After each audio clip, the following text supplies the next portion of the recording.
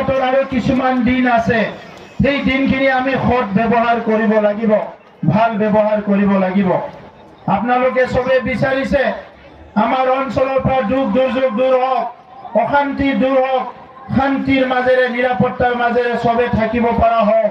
আৰু যদি এনেকা হ'ব লাগে ইয়াত বিপিএফৰ যিটো চৰকাৰ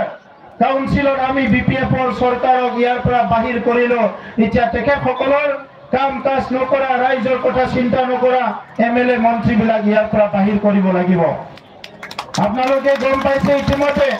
মোৰ ওপৰত বক্তাসকলে কৈ গৈছে 35 বছৰ শাসন কৰি ক্ষমতাত বহি প্ৰমীলা ৰাণী বাইদেৱে না ভোটগাঁও অঞ্চলৰ কিবা কাম কৰিছে না খাচীপাৰা অঞ্চলৰ কৰিছে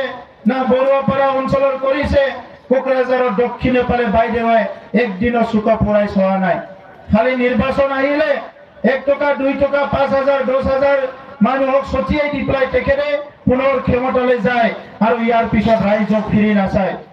মই আজি আপোনালোকক স্পষ্ট ভাষাৰে কৈছো লৰেন্স ইছলাৰী ডাঙৰীয়াই জিকি যোৱাৰ পিছত অসম চৰকাৰৰ লগত আলোচনা কৰি অসমৰ শিক্ষা মন্ত্ৰীৰ লগত আলোচনা কৰি ভোটগাঁও হাইস্কুলখন হায়াৰ ছেকেণ্ডাৰীত ৰূপান্তৰ কৰা হ'ব এই কথা প্ৰতিশ্ৰুতি দিয়া হৈছে আপোনালোকে মোক জনাইছে গৌৰাং নদীৰ গৰাখহনীয়া ৰোধ কৰিবলৈ বাইদেৱে একো কৰা নাই এই বছৰ আমাৰ চৰকাৰ মাত্ৰ 2 মাহ হ'ল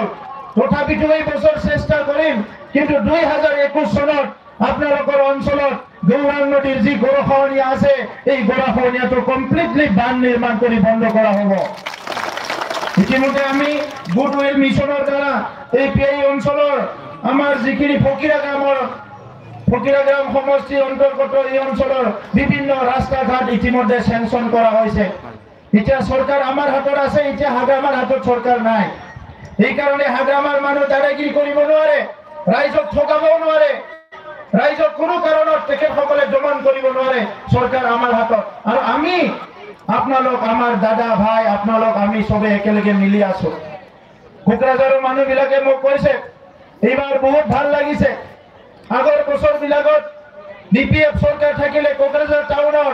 ইফালে সিফালে মেলা পাতি জুৱা দি পাই মদ ভাং কৰি হুলস্থুলস্থ কৰে এতিয়া কোকৰাঝাৰ বহুত শান্তিত আছে বুলি কৈছে হয়নে কোকৰাঝাৰ শান্তিত আছে নে এই শান্তিটো যদি চিৰদিন ৰাখিব লাগে আমাৰ মানুহ যদি বেপাৰ কৰি খাব লাগে খেতি কৰি খাব লাগে শান্তিত যদি থাকিব লাগে